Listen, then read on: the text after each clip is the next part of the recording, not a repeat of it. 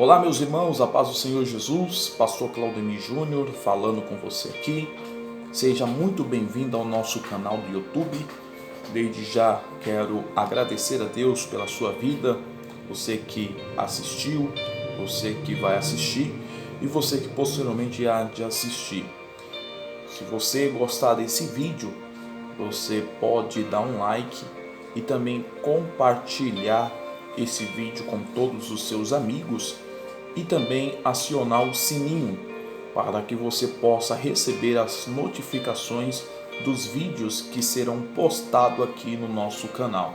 Que Deus em Cristo te abençoe e que você seja edificado por intermédio desse vídeo. Hoje nós iremos falar sobre 5 lições que nós podemos extrair dentro da primeira epístola universal do apóstolo João, no seu capítulo de número 1, verso de número 5 ao versículo de número 10. Eu quero ler com vocês para que vocês possam entender o que nós iremos tratar aqui. Subordinado ao tema Andando na Luz, nós iremos aprender pelo menos 6 lições bíblicas verdadeiras para que nós possamos aplicar na nossa vida. Eu vou ler aqui primeira epístola universal do apóstolo João, no seu capítulo de número 1, verso de número 5 ao verso de número 10. Olha o que está escrito. E esta é a mensagem que dele ouvimos e vos anunciamos, que Deus é luz e não há nele treva nenhuma. Se dissermos que temos comunhão com ele e andamos em trevas, mentimos e não praticamos a verdade. Mas se andamos na luz, como ele na luz está, temos comunhão uns com os outros, e o sangue de Jesus Cristo, seu Filho, nos purifica de todo o pecado. Se dissermos que não temos pecado, enganamo-nos a nós mesmos, e não há verdade em nós. Se confessarmos os nossos pecados, ele é fiel e justo para nos perdoar os pecados e nos purificar de toda a injustiça. Se dissermos que não pecamos, fazemos-los mentiroso, e a sua palavra não está em nós. Aqui nós podemos extrair, dentro desses 5 versículos que nós lemos aqui, 6 lições maravilhosas falando sobre o tema andando na luz. Andando na luz. É interessante nós analisarmos aqui essa frase andando na luz, que Cristo Jesus, ele nos chamou para que nós possamos de fato andar na luz. A primeira lição que nós podemos extrair desses 5 versículos que nós lemos aqui, na Epístola Universal do apóstolo João, capítulo 1, verso de número 5 ao 10, é justamente isso. Versículo de número 5, a parte B. Que Deus é luz. Se Deus é luz, e o versículo diz que nele não existe treva nenhuma, logo, isso implica a nós que precisamos também ser luz. Uma vez que nós somos filhos de Deus, precisamos também ser luz. Assim como nosso Pai é luz, Cristo é luz. Vou repetir. Cristo é luz. O que significa luz? Luz significa capacidade de visão. Luz significa iluminação que procede do sol durante o dia. O que significa luz? Claridade. Então, isso logo faz nós entender que quando nós seguimos o passo do nosso Pai, que é Cristo, quando nós estamos injetados em Cristo, vai refletir nele as características dele, que é luz. Então, as pessoas precisam olhar para nós e enxergar que em nós existe clareza, que em nós existe luz. Eu lembro da passagem que está no Evangelho de Jesus Cristo, segundo escreveu o evangelista João, no seu capítulo de número 8, verso de número 12, aonde Jesus está escrito, falando novamente ao povo, Jesus disse: eu sou a luz do mundo, e quem me segue não andará em trevas, mas terá a luz da vida. Então, logo dentro desse versículo, nós entendemos o próprio Jesus dizendo que ele é luz. E ele está dizendo, quem me segue não andará em trevas. Então nós estamos seguindo Jesus. Se nós estamos seguindo Jesus, logo nós não estamos nas trevas. Logo nós estamos na luz. Olha o que o evangelista João vai dizer no capítulo 1, verso de número 5 do seu evangelho. A luz resplandece nas trevas, e as trevas não prevaleceram sobre ela. Versículo 4. Nele estava a vida, e a vida era a luz dos homens. Então a primeira lição que nós aprendemos aqui é que Cristo, que Jesus é luz. Então logo todos aqueles que seguem Jesus também é luz. Não anda em trevas, não anda na escuridade, não anda na escuridão, mas anda na luz, anda em Cristo. Se você segue Jesus, logo você não está em trevas, logo você está na luz. Agora, é importante nós frisarmos que todo aquele que segue Jesus, ele precisa dar frutos positivos que mostra de fato que ele está injetado em Cristo Jesus. A segunda lição que nós podemos extrair desses versículos da primeira epístola universal de João, capítulo 1, do versículo 5 ao versículo 10, é que está registrado no versículo 6. Olha o que está escrito: se dissermos que temos comunhão com Ele, mas andamos nas trevas, mentimos e não praticamos a verdade. Então, isso se encaixa com o que eu acabei de vos dizer, que todo aquele que está injetado em Cristo, ele precisa refletir característica de Cristo, luz.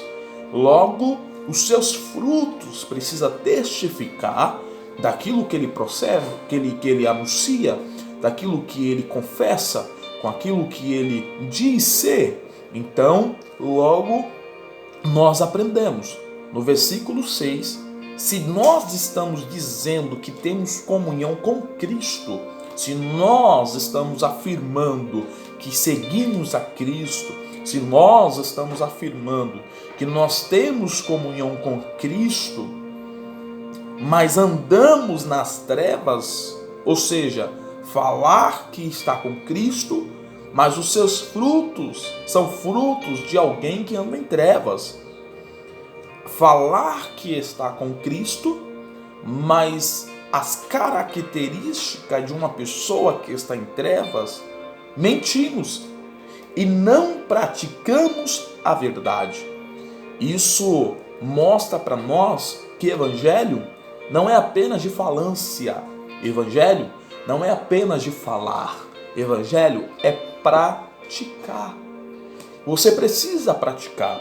Uma vez que você diz que está na luz, que segue Jesus, mas as suas atitudes é de uma pessoa que ainda está em trevas, você é mentiroso. Eu sou mentiroso. Nós somos mentirosos.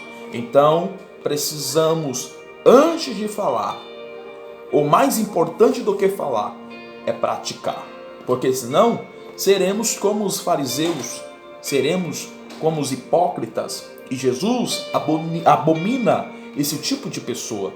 Jesus abomina esse tipo de atitude. Jesus mesmo falou para aqueles homens religiosos que estavam ali, dizendo: olha, vocês me adoram, vocês me servem, vocês me glorificam de lábios, mas o seu coração está longe de mim.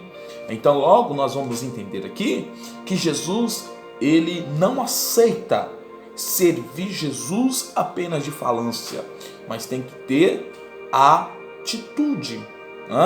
Precisa ter atitude. Amós capítulo 3, versículo 3, olha o que está escrito. Andarão dois juntos, se um não tiver de acordo? Então, não tem como, não existe acordo com aquele que diz que está na luz, mas anda em trevas.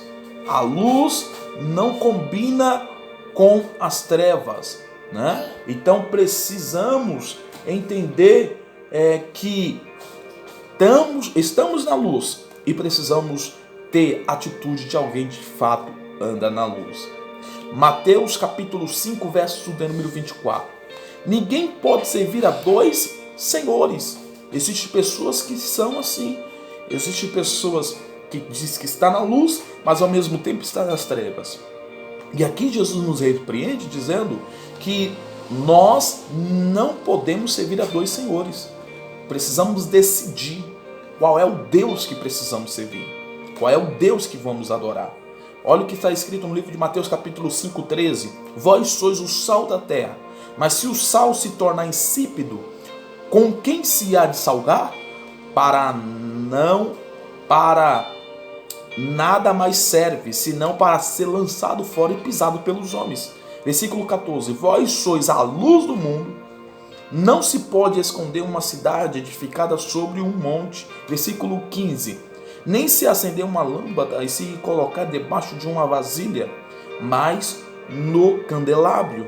Ilumina todos os que estão na casa. Versículo 16. Assim resplandeça a vossa luz diante dos homens, para que vejam as vossas boas obras e glorifique o vosso Pai que estás no céu. Então nós vamos ver que a segunda lição é essa. Precisamos praticar. Precisamos parar de falância e colocar em prática. Ter característica realmente de uma pessoa que está na luz, andando na luz. Terceira lição está no verso de número 7. Olha o que está escrito. Se porém andamos na luz, como ele na luz está, temos comunhão uns com os outros, e o sangue de Jesus Cristo nos purifica de todo pecado. Então, nós aprendemos nessa terceira lição que precisamos ter comunhão uns com outros. Isso são características de uma pessoa que está andando na luz. Quem está andando na luz, ele tem comunhão uns com os outros. Nós estamos vendo dentro de uma época onde as pessoas dizem, eu tenho comunhão com aquela pessoa. Com aquela pessoa eu não vou muito com a cara, não gosto muito, então não tenho comunhão. E Jesus, as pessoas que seguem Jesus, não existe isso. Não existe essa divisão. Não existe essa excepção de pessoa. Não existe essas características. Não. Eu amo. Porque senão a palavra do Senhor seria muito mentirosa. Jesus no Sermão da Montanha falou assim, olha, amai. Que recompensa vocês terão se amais aqueles que vos amam, abraçar aquele que vos abraça. Eu, porém, vos digo, amai os vossos inimigos. Quando Jesus está falando amai os vossos inimigos, não são aqueles inimigos realmente inimigos. Não são essas pessoas. Jesus está falando assim, são pessoas que muitas das vezes faz mal para você.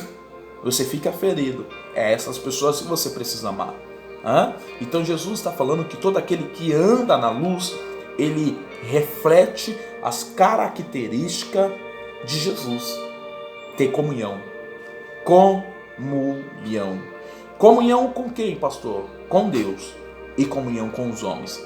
Tem gente que diz assim, não, mas eu não gosto de fulano, mas eu tenho comunhão com Deus. Não, você precisa ter essas duas características. Comunhão com Deus e comunhão com os homens. Amém? Então, a Bíblia mesmo nos exorta dizendo assim, que se nós falarmos que temos comunhão com Deus, mas aborrecemos o nosso irmão, nós também somos mentirosos. Então nós precisamos dentro de um conjunto, ter comunhão com Deus, mas também ter comunhão com os homens. 1 João capítulo 4, versículo 20. Se alguém disser, eu amo a Deus e odeio o seu irmão, é mentiroso. Pois aquele que não ama seu irmão, a quem viu, como pode amar a Deus que não viu? Então aqui deixa-nos bem claro que precisamos amar, precisamos ter comunhão. Amém? Quarta lição. A quarta lição está no versículo de número 8, que está escrito: se dissermos que não temos pecado nenhum, enganamos a nós mesmos, e não há verdade em nós. Então, nós estamos falando aqui dessa quarta lição que todos somos pecadores, mas existem pessoas que batem no peito, afirmam dizendo: não, eu não tenho pecado, eu sou bom.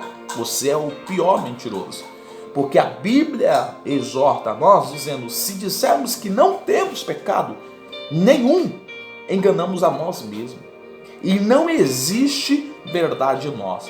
Olha o que Paulo vai dizer na carta de Romanos, capítulo 3, versículo 10. Como está escrito: não há um justo, nenhum sequer. Então, isso mostra que todos nós somos pecadores. Nós não somos escravos do pecado, porque estamos em Cristo. Mas todos nós pecamos, todos nós falhamos, todos nós erramos. Se você não errou aqui, você pode errar ali. Se você não errou ali, você pode errar aqui. Mas todos nós pecamos, todos nós temos as nossas iniquidades. Olha o que João revela para nós no capítulo 8, versículo 7. Aquele que dentre vós está sem pecado, seja o primeiro a tirar uma pedra. Jesus, ele estava ali dentro de uma situação junto com uma mulher pecadora que foi pega num ato de adultério. Aqui a Bíblia diz que os escribas, os fariseus estavam ali para julgar aquela mulher e tacar pedra. Jesus toca na consciência daqueles homens dizendo: se vocês estão sem pecado, atire a primeira pedra. Isso mostra que todos temos pecado. Tanto é que do maior ao menor, todos saíram, todos foram embora. Todos, exatamente todos foram embora. Ficou Jesus, seus discípulos e a mulher. Jesus olhou para a mulher e falou assim: cadê os teus acusadores? Não tem ninguém, Senhor. Jesus olhou e disse: eu também não vou te condenar. Vai em paz e não peques mais. Então isso mostra para nós que todos somos pecadores, independente do seu cargo eclesiástico, independente da sua posição, independente de qualquer situação. Se você tem dinheiro, se você não tem, se você... não importa. Você tem pecado e foi para isso que Jesus morreu na cruz. Cinco lição. A cinco lição está no versículo 9, que está escrito: se confessarmos os nossos pecados, Ele é fiel e justo para perdoar os pecados e nos purificar de toda a injustiça. Então aqui, nessa quinta lição, fala-nos acerca de reconhecimento. Quando você reconhece que é pecador, quando você reconhece que é infiel, quando você reconhece que tem alguém superior, que no caso é Cristo Jesus, que perdoa pecado, que purifica o homem, e você reconhece, algo especial acontece. Paulo vai dizer na carta de Romanos, capítulo 10, versículo de número 9: se com a tua boca confessares a Jesus como Senhor, e em teu coração você crer que Deus o ressuscitou dentre os mortos, será salvo. Isso aqui é reconhecimento.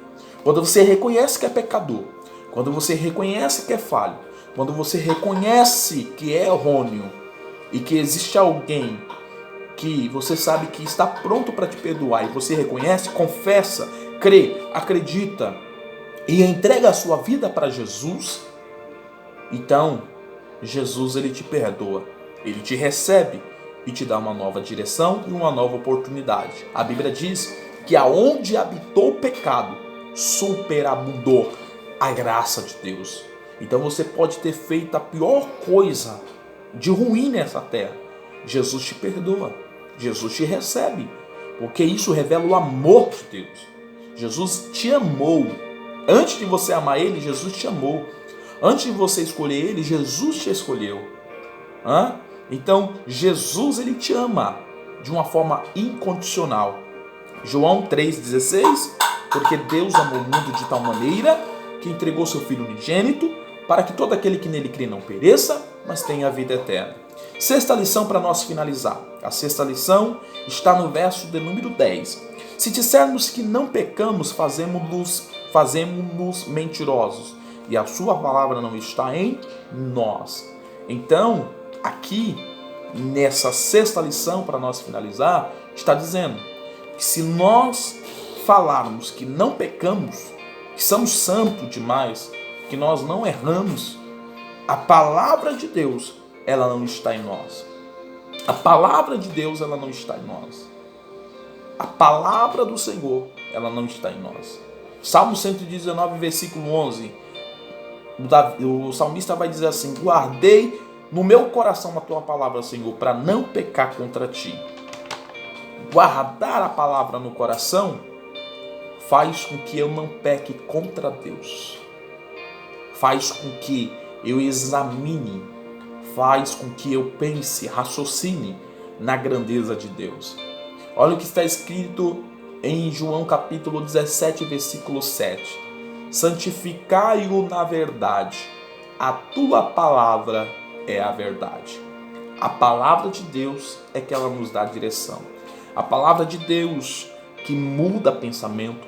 A palavra de Deus que levanta o homem. A palavra de Deus que restaura o homem. A palavra de Deus que muda situações. Palavra de Deus. Então nessa manhã, tarde ou noite, não sei a hora que você vai assistir esse vídeo, eu quero vos dizer que a palavra de Deus precisa estar em seu coração. Se a palavra de Deus estiver em seu coração, você vai conseguir discernir quando é pecado, quando é errado, e o Espírito Santo vai te direcionar. Amém? Que Deus em Cristo te abençoe. Se esse vídeo falou com você, compartilhe com todos os seus amigos, dê um like aí, tá bom? Comente nesse vídeo, seja edificado por essa palavra, por esse ensinamento. E entenda, você está andando na luz. Se você está andando na luz, precisa refletir em você as características de uma pessoa que de fato segue a Jesus. Que Deus abençoe, fique com Deus em nome de Jesus.